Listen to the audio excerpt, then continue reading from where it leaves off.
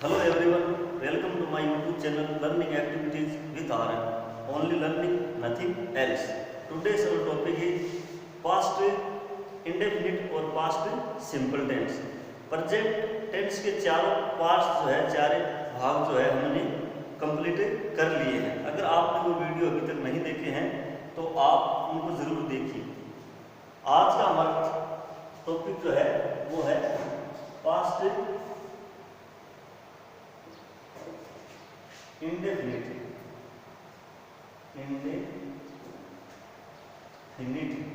या सिंपल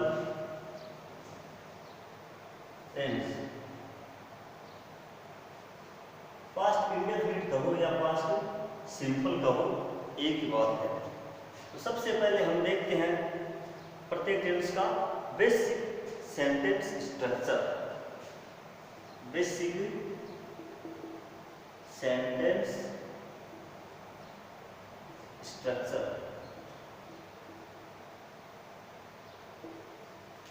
सबसे पहले चाहे वो कौन सा टेंस हो, अगर उसका हम सिंपल सेंटेंस या सेंटेंस स्ट्रक्चर लिखते हैं तो प्रत्येक टेंस में सबसे पहले हम सब्जेक्ट लगाते हैं. उसके बाद में इस टेंस में वर्ब की सेकंड फॉर्म का प्रयोग किया जाता है. याद रखिए कि पास्ट इंडेफिनिट टेंस एकमात्र टेंस है जिसमें वर्ब की सेकंड फॉर्म का प्रयोग किया जाता है, पास्ट फॉर्म ऑफ वर्ब का प्रयोग किया जाता है. उसके बाद में ऑब्जेक्ट आ गया, सब्जेक्ट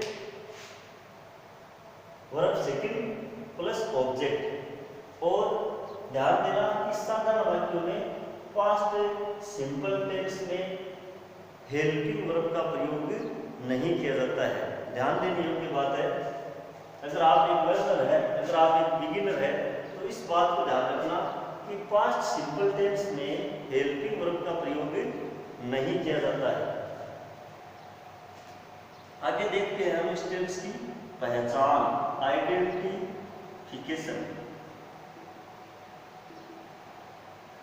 आइडेंटिफिकेशन इसको हिंदी में पहचान कहते हैं.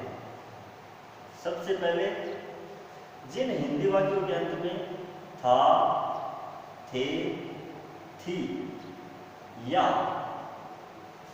आ, ए और ई की मात्रा हो, था, थे, थी या आ, ए की मात्रा हो, या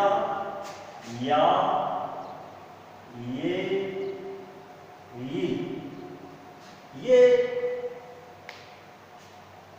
अक्सर जिन हिंदी वाक्यों के अंत में आते हैं वह वाक्य पास्ट इंडेफिनिट टेंस का होता है. था, थे, थी या आ, ए, ई या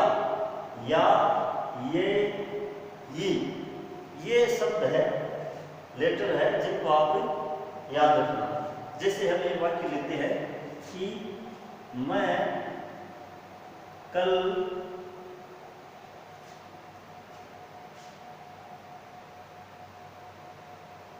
दिल्ली गया.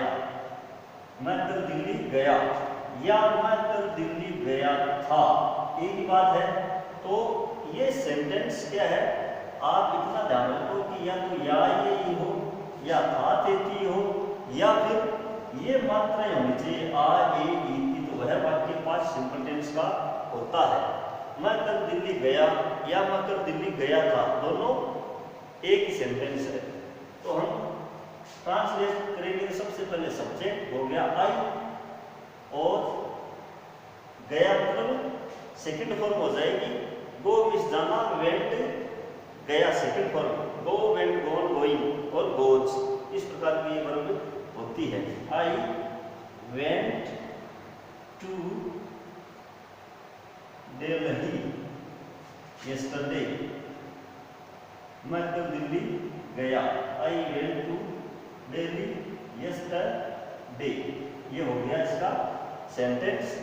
अगली चीज है helping verb. Helping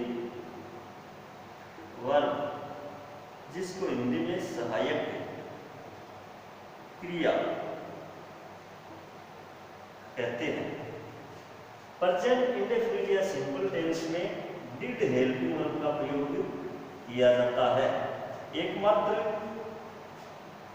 helping verb है, इसमें केवल डिड सहायक क्रिया का प्रयोग किया जाता है, चाहे सब्जेक्ट सिंगुलर हो चाहे सब्जेक्ट प्लूरल हो, सभी के साथ डिड सहायक क्रिया का प्रयोग किया जाता है। दूसरी बात कि we do not use helping verb in simple sentence, साधारण वाक्य में हम डिड हेल्पिंग वर्ब का प्रयोग नहीं करते हैं।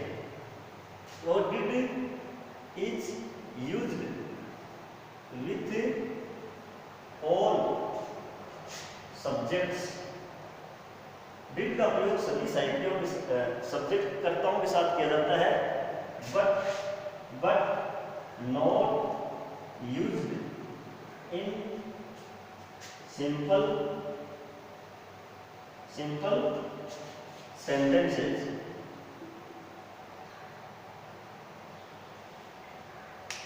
Did is used with all subjects, did का प्रयोग सभी कर्ताओं के साथ किया जाता है, but not used in simple sentence, लेकिन सहायक क्रिया did का प्रयोग साधारण वाक्यों में नहीं किया जाता है।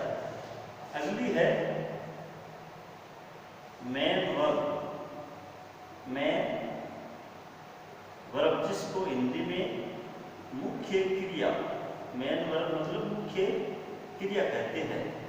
इस टेंस में अगर वाक्य साधारण है तो हम सेकंड फॉर्म का प्रयोग करते हैं, और अगर वाक्य नेगेटिव इंट्रोगेटिव है तो हम वर्ब की फर्स्ट फॉर्म का प्रयोग करते हैं। तो main verb in simple sentences, in simple sentences second form in interrogative और नेगेटिव सेंटेंसेस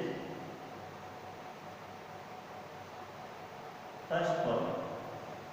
ये ध्यान रखना कि मुख्य क्रिया सिंपल सेंटेंस में वर्ब की सेकंड फॉर्म आती है, और इंट्रोगेटिव और नेगेटिव सेंटेंस में वर्ब की फर्स्ट फॉर्म आती है।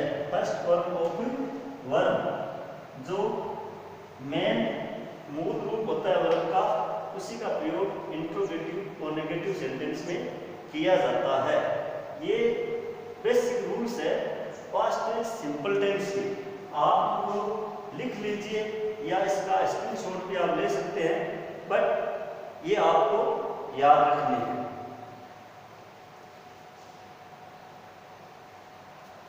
आगे हम देखते हैं कि how we can construct sentences in simple past tense. वाक्य किस प्रकार बनाए जाते हैं उसका फॉर्मूला हम देखेंगे।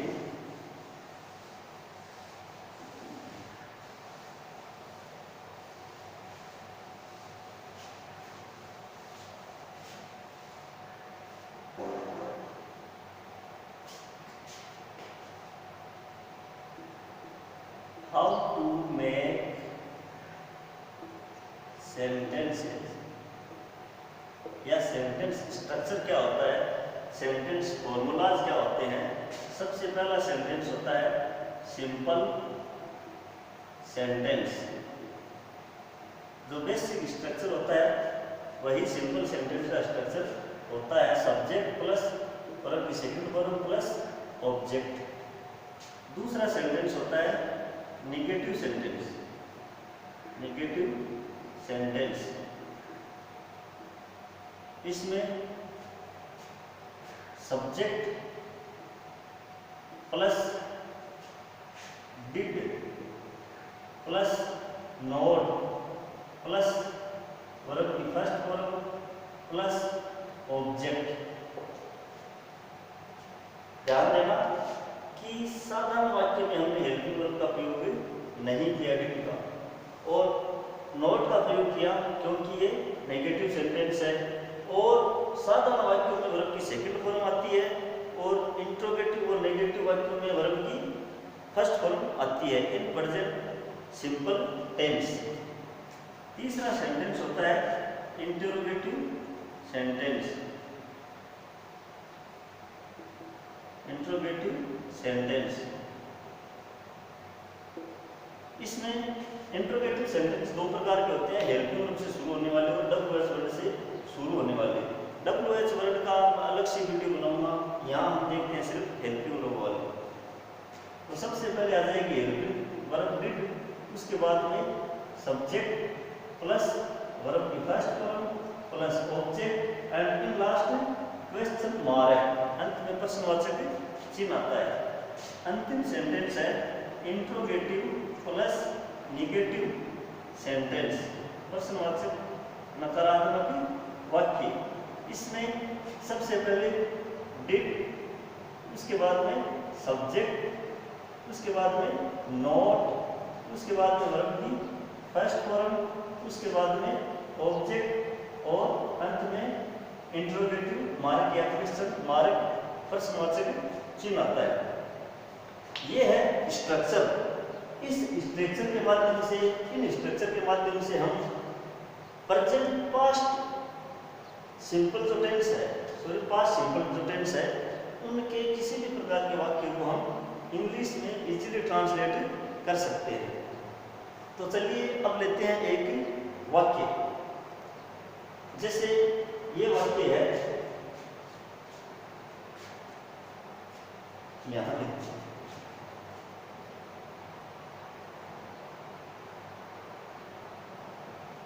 वे कल बाजार गए। वे कल बाजार गए या वे कल बाजार गए थे, दोनों सेंटेंस एक ही है। वे कल बाजार गए या वे कल बाजार गए थे। तो अपना सेंटेंस स्ट्रक्चर क्या है, सिंपल का ये रहा। ये हो जाएगा सब्जेक्ट सबसे पहले, दे वे गए, उसके बाद में वर्ब सेकंड फॉर्म वेंट आ जाएगी। दे वेंट, दो कामों को जोड़ने के लिए टू कनेक्टिव का प्रयोग करते हैं। They went to market yesterday, कल वे बाजार गए। नेक्स्ट सेंटेंस कौन सा होता है, नेगेटिव सेंटेंस। ये इस प्रकार बनेगा, वे कल बाजार गए थे, वे कल बाजार नहीं गए थे।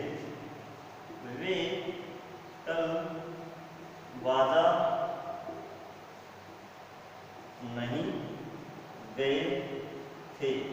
तो ये स्ट्रक्चर है। सबसे पहले सब्जेक्ट दे, उसके बाद में डिड हेल्पिंग वर्ब आएगी। चाहे कोई भी सब्जेक्ट क्यों ना हो, सबके साथ डिड का प्रयोग भी किया जाता है। दे डिड, उसके बाद में not, they did not, second form went हो जाए, वेंट की फर्स्ट फॉर्म हो जाएगी go. They did not go to market yesterday. They did not go to market yesterday. Number 3 पर है, क्या वे कल बाजार गए थे। तो इसको हम इस प्रकार बनाएंगे, डिड सबसे पहले हेल्पिंग वर्ब डिड, सब्जेक्ट आ जाएगा दे, उसके बाद में फर्स्ट फॉर्म गो, उसके बाद में टू मार्केट यस्टरडे, यस्टरडे अंत में क्वेश्चन मार्क। चौथा सेंटेंस है, क्या वे कल बाजार नहीं गए थे। तो ट्रांसलेट करेंगे इंग्लिश में, तो सबसे पहले आ जाएगा डिड, उसके बाद में सब्जेक्ट दे, उसके बाद में नॉट, उसके बाद में वर्ब की फर्स्ट फॉर्म गो आ जाएगी, उसके बाद में टू मार्केट यस्टरडे, यस्टरडे और अंत में क्वेश्चन मार्क। इस प्रकार आप बहुत सारे वाक्य बना सकते हैं। आप स्क्रीनशॉट लीजिए, नोट डाउन कर लीजिए, but learn this all things. Okay, thank you for watching this video. Stay at home and stay safe.